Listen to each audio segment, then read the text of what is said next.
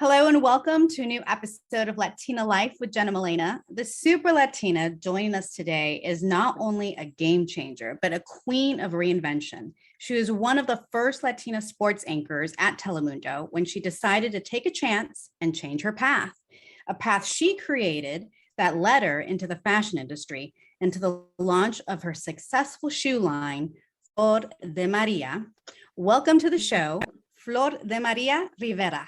Bienvenidos. Oh, welcome. Thank you so much. What a nice intro. I am first of all, thank you so much for having me and having this conversation with another two Latinas that I admire. And it's just, I can't wait for it. It's going to be so much fun. So much fun. Flor, muchas gracias. We're so excited. I want to jump right into it because your story is very amazing. You are also Sudamericana from Peru, and you came to the United States at 14 years old. So tell us that story of coming to the United States, being a teenager, and being placed in this country that you are totally not used to. Oh my God, we haven't even started and you're going to make me cry. But no, like you say, I was born and raised in Peru. So when my parents decided that they wanted to come here, we were living, what I understood, it was a comfortable life in Peru. But now that I look back and I'm much older, I realize all the sacrifices my parents did. And for a lot of we probably share a lot about the same stories. It's just sacrifices that they did to leave everything behind. Because if you ask me, at the age that I am right now, I can't even imagine having 3 kids and moving into another country and having to start all over again, right? And it's just, I can't even put into words now that I'm older how much I appreciate it. Of course, back then it was extremely hard. Like you say, it was 14, even though we went to school that they taught English, I never really took it serious, so I could say hello and bye. So coming into the US at such a young age, when there was not much diversity, and the city I live in, which is Los Gatos, where we went to high school and I still live to this day, it wasn't very diverse. And I remember in high school, we didn't really speak English. I mean, we could get by, but it wasn't something, as a freshman in high school, when these kids have gone to school since middle school, they all have their clique. So it was extremely hard. I'm not going to lie, it was extremely hard. It was culture shocking. But we had no choice to make it. So even to this day, I am so grateful on my parents because they had a vision that we could not see back then. And I know the stories that I have, and I can't even imagine also what my brothers went through. So for that, I think it's hard, it's hard leaving everything behind, leaving your culture, your country that you love, everything, your family, because as Latinos, we call family not only our parents and siblings, we call family our aunts, cousins, uncles, grandparents. So it was, now as I speak to you, because sometimes you don't have time to sit and just think about the things, it's something that hurt. But I'm also look at the bright things of things. And so, like I said, the vision my parents had, and for that, I think that since I've been here, I've chased every single dream that I have in honor of them, because everything I am, I honor to my dad in heaven and my mom, who I'm blessed to still have here with me.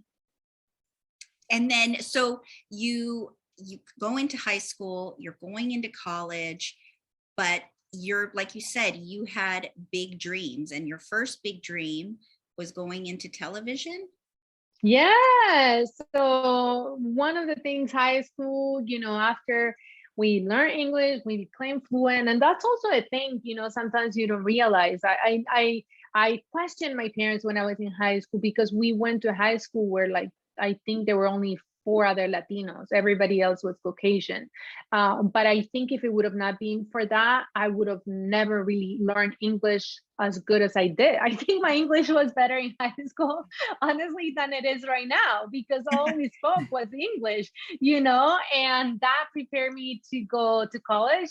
And I went to school in LA and then San Diego. And then after that, I always wanted to be on TV. Always, Milen and Jen, always. So I remember I was in Peru. I was about 7 years old, and I've always been like a social butterfly. And when we had parties, you know, in Latin America, we love having people over, las fiestas, las reuniones, everything, you name it. And always our families over, you know, cousins, uncles. And I remember when they would come over, I would sit them all. I placed the chairs. I literally remember one by one, and I would tell them I was going to talk. It was kind of a talk show, but back then talk shows didn't even exist. But I remember just sitting, everyone grab the broom, la escoba, broom, broom. Yes. Broom. So I would grab the broom and I would just pretend I had a show, and I would pretend I was on TV. So I was very clear since a very young age what I wanted to do.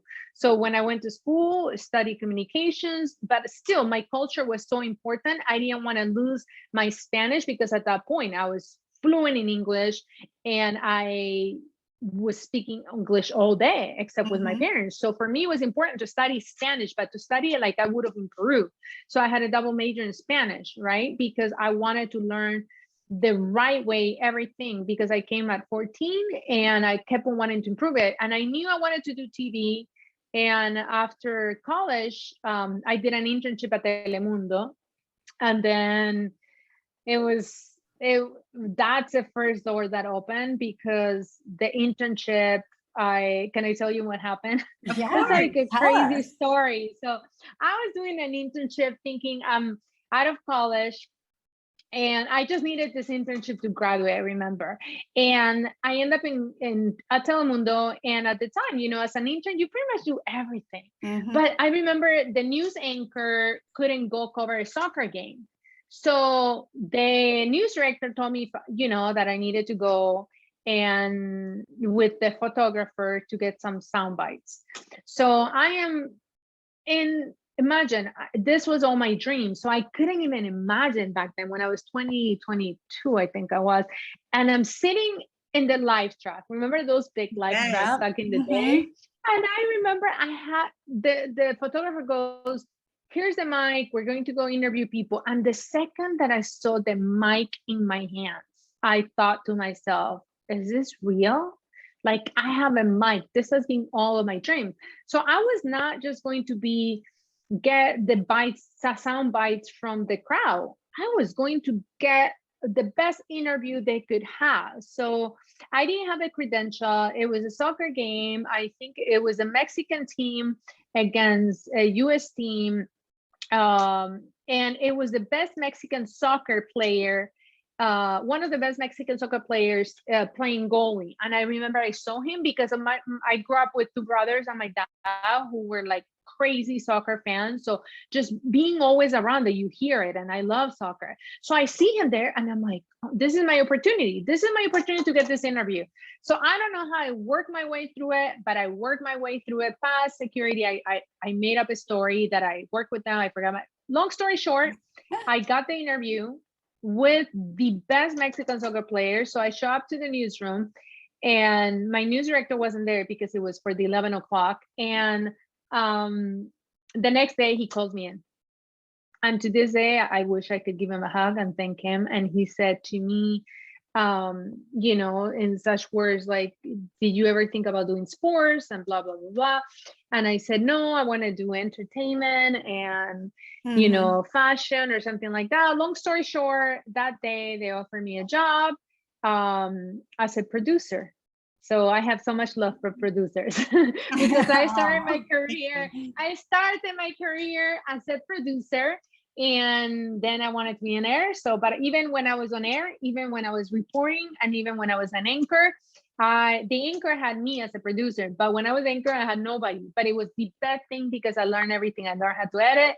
I taught myself how to produce everything. So, sorry, Milena, I think I lost you. No, this is wonderful. How I started my career on TV, and I am blessed that I had such a clear idea. And as I speak to both of you right now, I see myself, a little Flor running around with her broom, and I just so that's just how it started.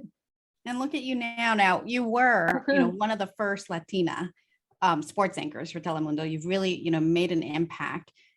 What was what was it that made you decide to change your path and change your destiny? Well, for me, I always have to give 200% of myself, anything I do, right? And when I was doing sports, my dad passed away from cancer. So I was on top of my career, you know, I was young, and not that I'm not, but now, but I was really young, and I was already a sports anchor, you know, at the time for Univision.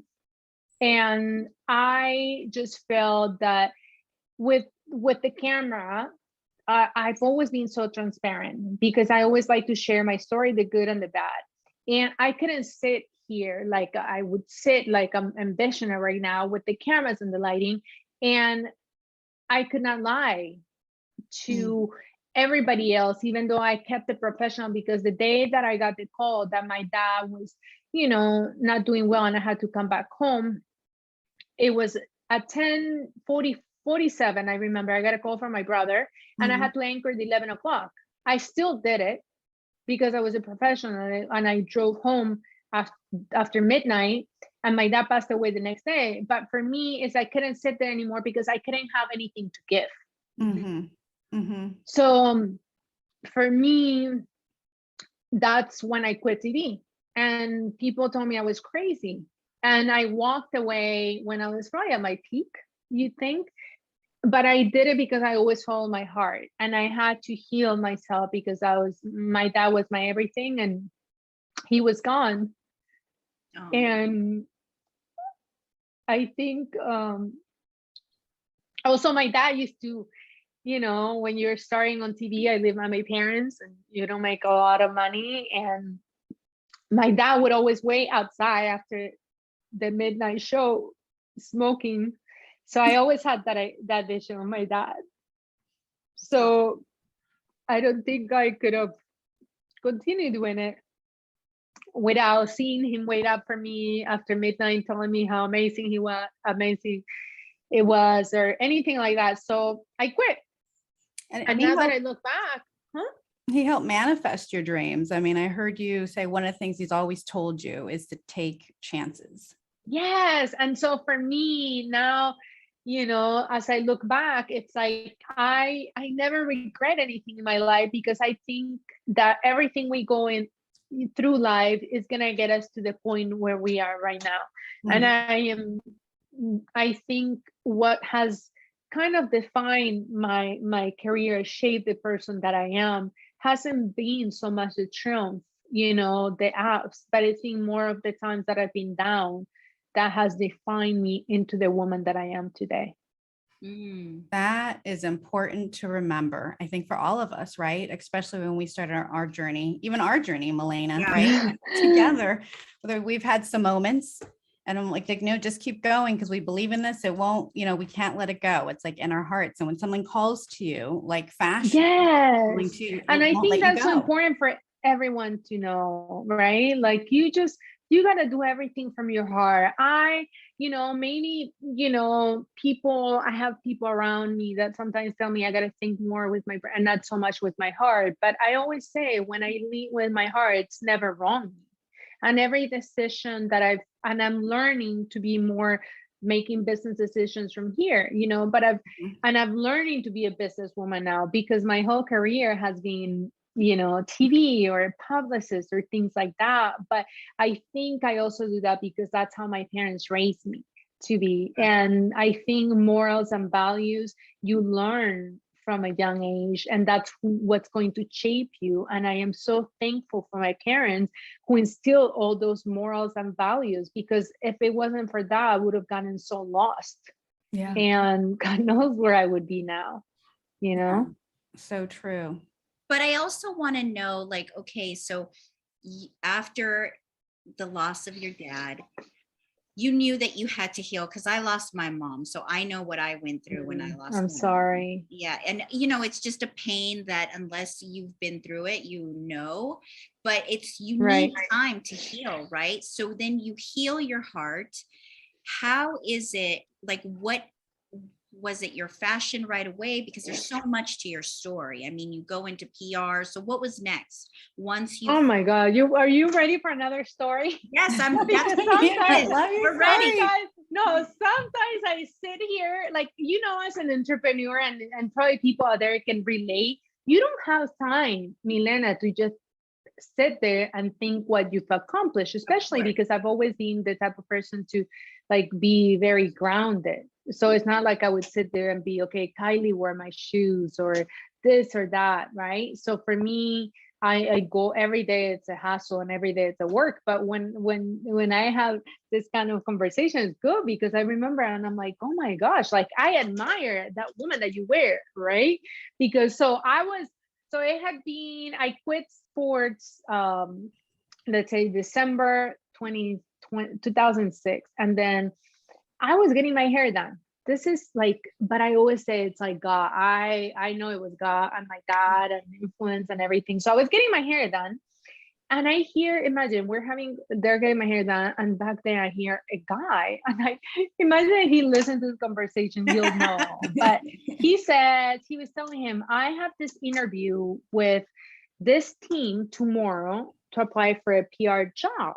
And mind you, that MLS team had left. I used to cover them at Swing Sports. I had covered them for, let me see, 5 years until they left. They left San Jose and they moved to Houston. With that, I give it away. It was the San Jose earthquake. Mm-hmm. So they moved to Houston, but then I didn't know they were coming back.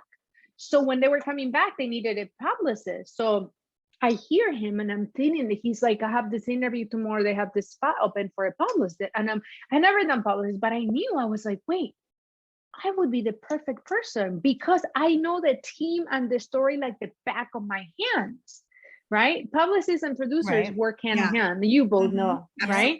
Mm-hmm. And so I was thinking, if I can do that, I can do this. I can just get my media friends to cover the team. It was 7:00. My mind started going crazy. I talked to my mom. I said, I think I found my next job. And she looks at me like, okay. And I said, and she's like, what is it? And I didn't even have an interview. There was no interview, nothing. I showed up to the office. I Googled, I showed up with the resume in hand. Remember how it used to be that paper? Yeah.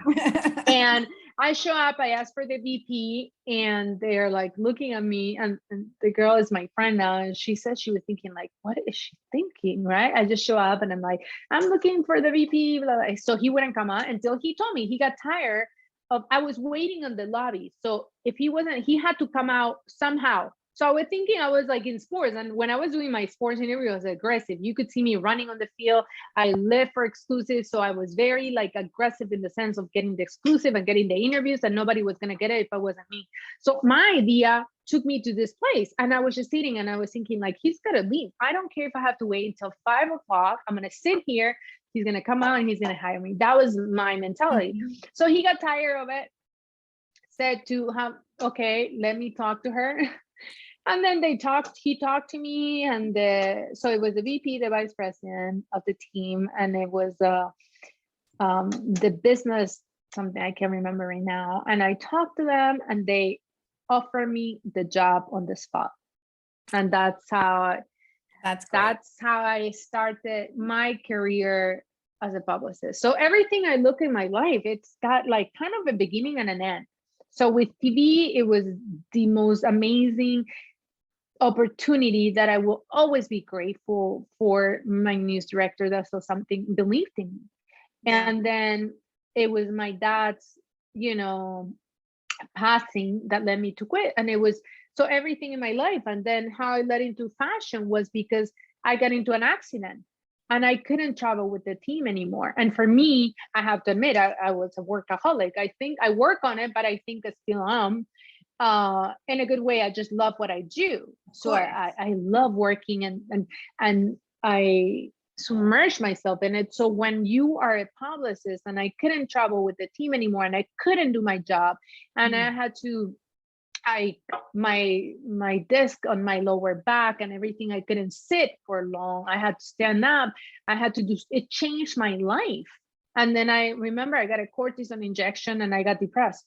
Like I got so depressed. I remember I just wasn't really happy about anything. And when that happened, I remember I've always loved fashion. So, and being around it, styling a lot of the athletes who were my friends. But see how everything is connected in life. And I think that's something you probably can relate.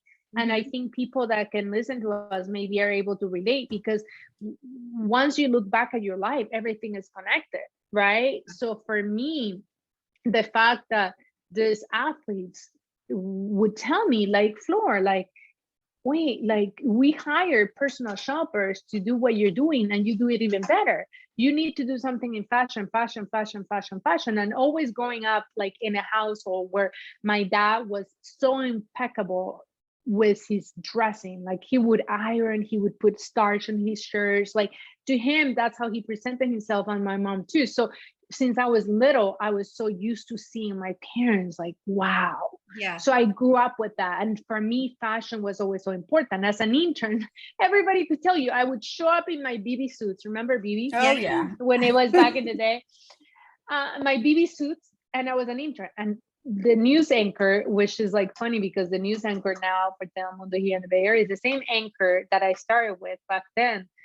And he always tells me, like, those suits, like, you showed up like you were not even in there, you owned the place, right? So for me, once I got hurt, I decided to start a fashion blog. And it was as a hobby. It was a hobby to get out of being sad, to find something that would make me happy again. I never thought in a million years that my blog would open so many doors and it would change my life forever. Yeah. That's amazing. Right. So Jen and I were talking about you because we were like, how is it that she quits her job and then moves to New York City and starts her fashion blog and doesn't have a job in New York, which isn't a cheap place to live. You know what I mean? And then obviously you went to school, and I have so many questions. Like, where do you store 500? Where do you store 500 shoes in New York City? Well, let me start out with, I didn't have the money. I had paid 2 months rent. I didn't know what I was going to do before. And being the Peruvian girl that I am, or being in California for so long, who moves to New York in December? Who moves to New York in December? But I feel like, I'm telling you, like, I felt it was God calling, because you know, it is so hard to find a place in New York. Let's start out with that. Not only that it's expensive, but it is crazy to find a place in New York, right? And then how are they going to rent the place to somebody who doesn't have a job? Now I think about all this stuff, but it was God moving his hands and God working for me, because one of my friends, I had told her I wanted to move to New York. It was just Sex in the City. I was going through change. I had gone through a breakup. And I just wanted to reinvent myself. And I always said, like, I want to be the Latina Carrie Bradshaw. Like, I've always loved shoes. I always saw heels. So that was a dream. And I remember I was hired by a brand to go to New York. And I was like, because once the fashion blog started, I was, mind you, one of the first bilingual style and beauty blogs in the country. It was 2010 when it had not taken, it was barely bloom, right? Yeah. And then it was a bilingual blog, so brands were like trying to work. So I remember I get fly out to New York, and I was thinking, oh my God, you can make money of this, right? And I'm like, I'm in the Bay Area, there's no fashion here, no offense, but there's like, I need to be in New York. So I tell my friend I'm gonna be in New York. No, oh my God. So first of all, sorry, this is like, but I have to, it's part of the story. So I have a plan to come to New York in the summer of that year, and my best friend cancels on me. So I'm stuck with my flight that I can't change at my hotel. So I still come to New York by myself after a breakup. Imagine that. I don't know how I did it, but I did it. And I remember I going to New York. I probably cry half the time because with my ex, he's the one that introduced me to New York. So I remember I fell in love with New York. And after that trip in the summer of that year, I said, I'm moving to New York. I'm moving to New York, but I didn't tell anybody, only this good friend that I had. And I tell her, and I didn't even think, like, the thing is, like, if I would have known everything that I know now, I'd probably be scared and wouldn't have done it. We let right? fear Like, get in the way. Yeah. yes, Better I not never to got, know. I never got fear led in the way of anything. So that happens. And then my friend calls me out of the blue. She's like, one of my friends met this guy in Boston and she has to sublease her apartment, her studio. And I was like, what? I remember that's when the brand hired me. I had not even met her friend, but we had agreed. She gave me the keys and I said, okay, I'm moving in December. This was in October. I still had a job, mind you. I had not told anybody, but I jumped on it. So then I quit my job, but I didn't tell anybody. I just remember I had a get together, but I told them it was for something else. So I didn't want outside noise tell me I couldn't do it. So I didn't tell anybody until I had quit the job and my flight was leaving the next day. Of course, I had told my family, but that's it. And then I moved to New York and it changed my life forever. Wow. And now you're changing the shoe industry forever. I mean, really, the impact, your shoes are gorgeous. Thank you. Fierce, Shoes unique are designs, beautiful. So how do you start a shoe line? I don't know anything about this. I'm just really interested in you design everything. Like, who do you find? Who do you meet up with? Like, what if someone was to follow your footsteps, what would you tell them?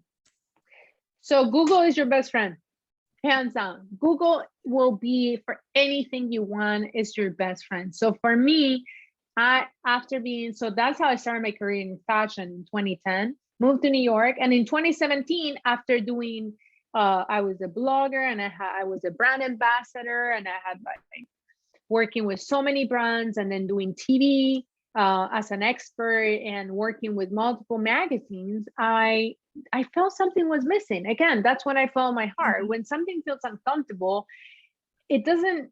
That's the thing. A lot of people don't know how to live with, like, when you start feeling uncomfortable and something is not right, people think there's something wrong. But I take it as there's something better coming because that's how I'm feeling. So it's the end of something. So when that happened, I think for me, I was tired, to be honest with you, of taking outfit pictures, and nothing wrong with it when people do it. But for me, I was tired of just taking outfit pictures and posting and doing everything else, right? For me, I wanted more. So I had always wanted to start a shoe line. Even when I was doing sports, I wish I could find this interview when they asked me what my biggest dream was, and it was like start a shoe line. But when that happened and I finally decided to do it in 2017, I remember when I said I'm going to do it, I Google, like I'm telling you, I honestly typed how to start a shoe line.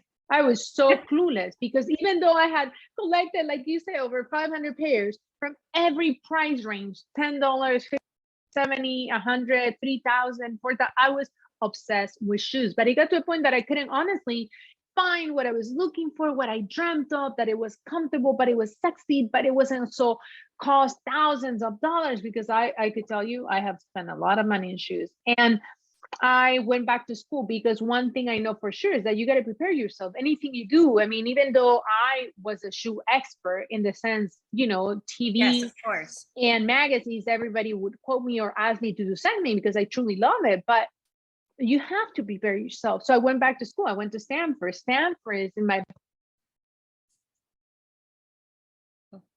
close to where I live. So I went back to school, went back to Stanford, took business classes because I had studied journalism. I had no idea how business works.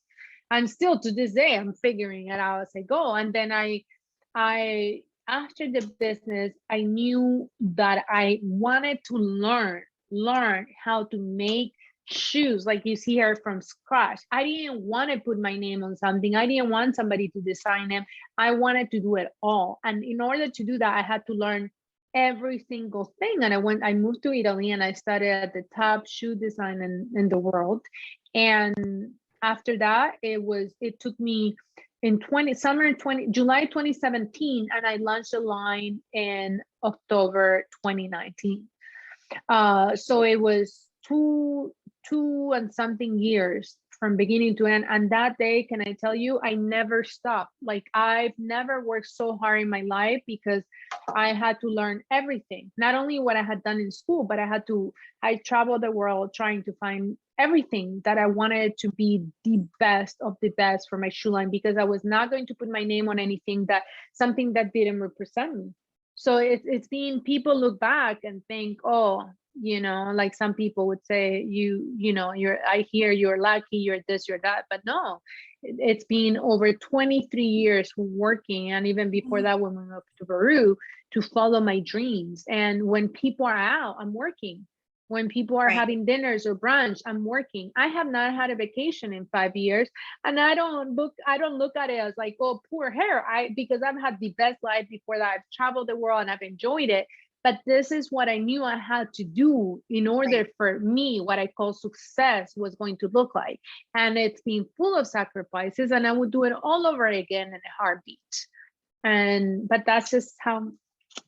But that's pretty amazing, the fact that you went back to school. And I think, Jen, didn't you want to know, like, how did you, I guess you already have the contacts, right? So Jen, I'll let you take that question about well, I'm just always interested in like the first time you saw your shoe on a celebrity, which was kind of like, how did that happen? Like, so that was the first thing. Let me tell you something. So it was even before I launched. It was a Colombian. Do you guys know Gracie? Gracie, I love her song, Colombiana. So her stylist reached out to me on DM on Instagram before I even launched. It was for the Latin billboards, if I'm not mistaken. And I could not believe it. But at the same time, it's weird because when I think about it, I didn't believe it. I've seen and I've dreamt of my shoes being on celebrities, because why not? Like, I think to myself, if you put hard work, if you focus, I've probably worn thousands of different shoes. So I know what women want. I know what I want. So I create what I don't see and what I don't have, but at accessible prices and that are comfortable. Because if anybody can tell you, it's like, you can wear my shoes, and I'm not just saying that, for like hours and hours and hours. So for me, it was like, I always had that vision, but when I first saw it before I even launched, it was like a pinch me moment. And when Kylie, the first time she posted on her stories, when I go on Instagram and I had all these notifications, and I'm like, what's happening? And then I was just like, because that happened 4 months after I launched. So I was like, I cry. I cry when it hits me. Sometimes you don't have time because you're always going on to the next working. Like right now, I'm working on to the next collection. And when you're small business and you're self-funded, you have to hustle every single minute of the day. So you don't have time to just relax and dream of who wears my shoes or whatnot. But it's definitely been like I think it hits me more when I'm talking about it, like I am right now, that I'm like, wow, that happened. So like we mentioned before, so Kylie was she was the first, right? And then many more she was one of the first. Before that, I think it was Thalia and Crazy, and I've been so blessed and so much support from the Latin community. It's just every day I wake up and I see, the girls at Univision and Telemundo wear my shoes, and the support that I've gotten is just unmatched, and it just makes me so happy, because these are people that genuinely want to help me. They not only love the shoes, but I know they go out of their way to support any way they can. And that I think it's just, that's more, it's just more of a dream, that people believe in you and that they know you're a Latina. And I know that's why my Latin community goes so hard for me. If you see it, Adamari, which God bless her, she supported me from day one with asking nothing in return. But and stories like that, it's just, I think for me, I've at this age and that time in my life, I've learned to appreciate the journey, not so much the destination. Like talking to you girls right now makes me happy. Seeing your story as two other Latinas, it just inspires me. And that's what I live for. I live for a woman that inspire me and that hopefully I can do the same for the woman that come behind me or next to me, because I want to tell them that you can do it. If I did it, I'm no different. I moved here when I was 14 and I didn't speak any English, and I still have an accent. And even back then when, oh my God, so funny, Milena. I did, when I was doing sport, I think I did something with like NBC. And I remember YouTube getting flooded with comments of like the accent, right?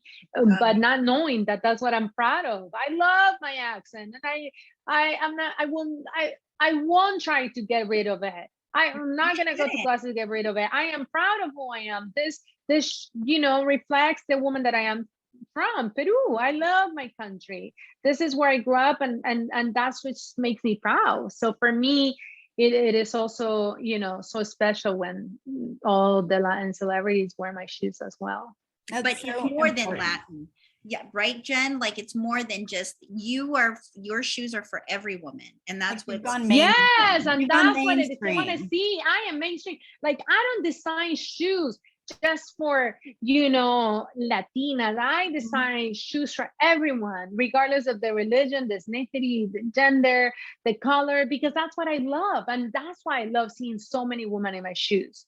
And it's just crazy to think right now, from, Jada Pinkett to Carrie Underwood to Megan Fox to Kylie Jenner to Sunny Lee to, from sports to the ESPYs to Latinos. And that's what I'm most happy about, because I just want to unite everyone, because every woman wants to feel. And what I want to do with my shoes is to make women feel beautiful, just make them feel beautiful the second they put the shoes on. And because for me, shoes always transformed the way I felt. It changed the way I carry myself. Louboutin was, and I'm still, to me, he's the best designer to me in the world. And I remember putting his shoes on and I would just change the way I felt. I walk different, I carry myself different. And that's what I want to, do with my shoes, just have women feel a certain way and that they can conquer the world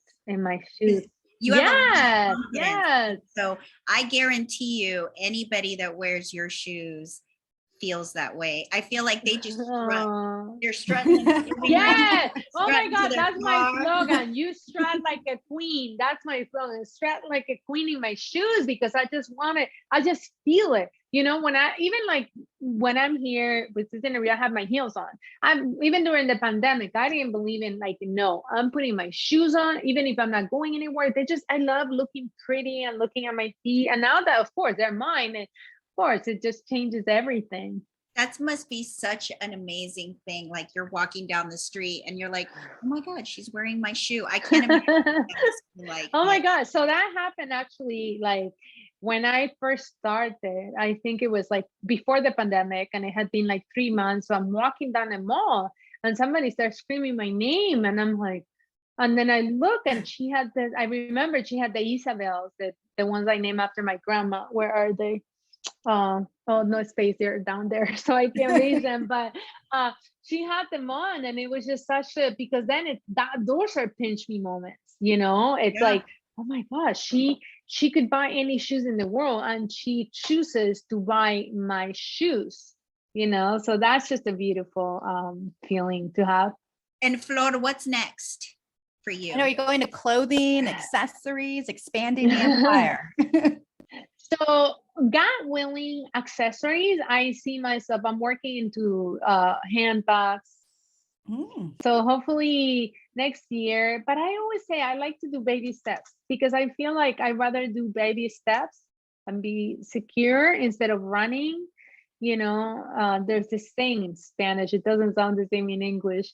But es que hasta ya me lo olvidé en español, pero es mejor caminar seguro que correr y caerte. Claro. So for me, it's like, I'm working on something, accessories as handbags. I see myself expanding to handbags. That's also something I love.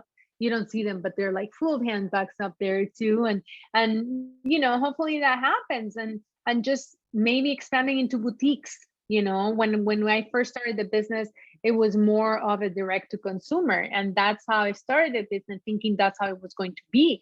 But then more and more, we get reached out by so many boutiques to carry the line, but also I have to think about that as well, because that means, when you're direct to consumer, the prices are lower. When you're, boutiques, it's higher. So it's like one of those things that you really have to take it slow. And I do follow my heart, but with things like this, it's more of a business decision, Right. But then, having a pop-up store and not a store, not a pop-up, sorry, I'm thinking of the pop-ups that I host, by having a brick and mortar one day, that would be a dream. That would be next, because I'm sure you're going to do it. Because we started having a pop-up. Actually, when I come to LA, that's my dream. So send me good vibes. I want to do my next one in LA. Good vibes. Yeah, thank you. Thank you.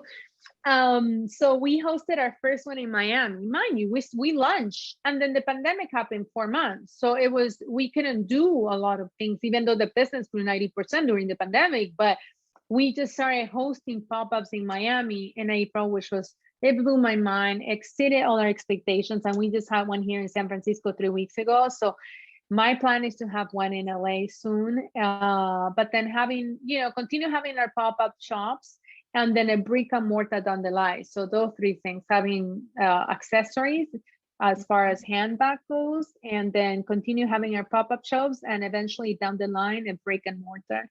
And then just being healthy so that I can do follow all my dreams. Oh my gosh, we're looking forward to that pop-up here in LA.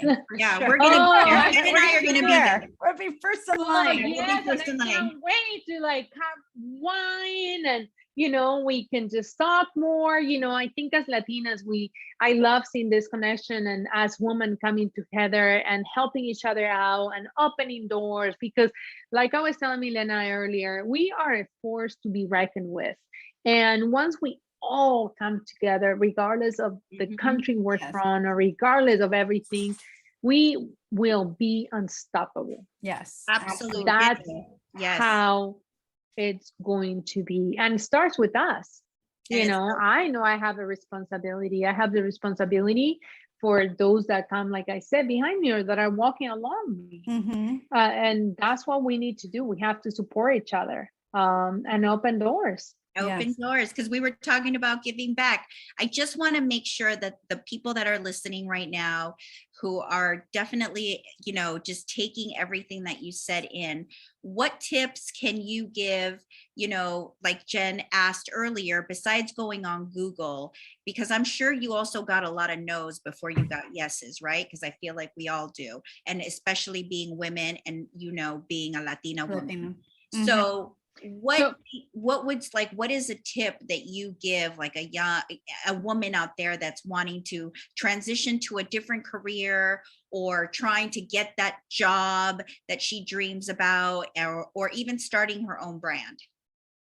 Right. So like I said, Google can be your best friend, but you have to prepare. You have to work extremely hard. So for me, I've always believed in myself. So you have to believe in yourself, because if you don't believe in yourself, that's the first thing. Nobody will, right? So if you don't believe it in your heart that you can do anything, you won't be able to, because that's how it starts, right? And then you have to prepare yourself, whether it's a school, whether you work hard, extremely long hours. You have to work extremely hard. You have to be disciplined. Sometimes there's days that my friends are out at brunch or dinners or having drinks, and I don't do that. I know I cannot do that, because if I were to do that, I would have not gotten where I am. So you have to stay disciplined. You have to be consistent, because you can do one thing one day when you feel like it, but what about the rest 6 days of the week? Yeah. If you don't feel like doing, you have to push myself. There's days that I didn't feel like doing so much of the back end of the shoe line, but I still did it. And especially never take no for an answer. If I would have taken no for an answer, I would not be here, because I've gotten the door shut on my door multiple times, but I know I'm better than that. And I know it's just their loss. I always look at it, it's not their loss, or like, I know God didn't have that plan for me, so I let it go. Right? If something doesn't work out, I know it's not meant for me, but I have to move on and keep on knocking doors until I know somebody's going to do that. You know, and it happened with the show. I know my PR team had reached out so many, and when we get more no's than yes, there's still to this day so many publications won't even give us a time or day. And that's a challenge Right? you talked Even about though- because it seems so much as being more Latina focused, this brand. Right. correct? And the thing is that you think I cry over it? No, I laugh. It's their loss because I know I'm gonna get there in one day. Right. So it gives me more. I think when people close the door, it should give you more of a fuel to show them that you are gonna get there and you are gonna do it. Right. And if you stay focused and you stay consistent, if whether you know, meditate, for me it's prayer, if you just stay in the zone, like I say, I put my blinders on and nothing gets to me. Right. And you surround yourself with amazing people. I've been blessed that I have my family, which is my core, and probably one friend, two friends at the most that I can count, you know, that I tell them everything.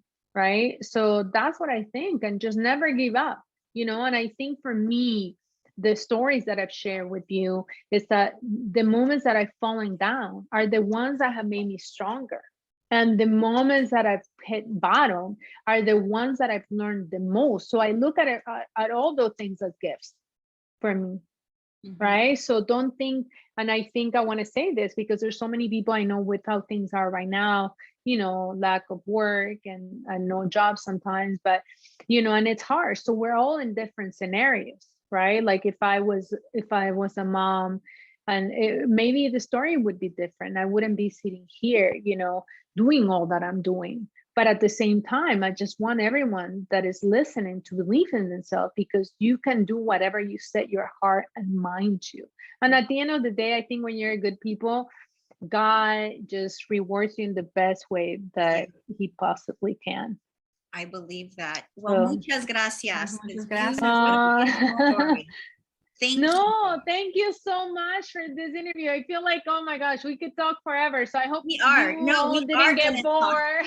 We are going to talk forever more. We have to have offline. you back again for sure. Because Yeah, there's so this many because I was more so still, things. much I have fun. questions about Italy. Thank But- you. Exactly. And the Italy, timing and everything. Italy could be another whole other chapter. I know. Italy, we could talk for like episode after episode after episode. You know, Yes. there's places that have defined who I am, and Italy was one of them. Oh my God, Yes. that's the whole, like the title of the episode, Peruvian and Italy. Yeah, yeah, Absolutely. for Fantastic. sure. Well, we to all wanna our put- listeners out there, remember to listen in, tune in. We have all these exciting stories, wonderful, inspirational, helpful stories from all of our Latinas who we love so much. Apple, Subscribe. Radio. Melena, anything else you want to add? Yeah, subscribe, follow Flor, you know, make sure you check out her website and her shoe collection, and because you are going to feel beautiful. And so just follow us, follow Oh. Flor. We thank you, Flor, for everything. That was Oh no, amazing. thank you so much for having me. And yes, so follow me, flordemariacollection.com is the website. And then on social media, you can find us Flor de Maria Collection and my personal page, Flor de Maria Fashion, how it all started.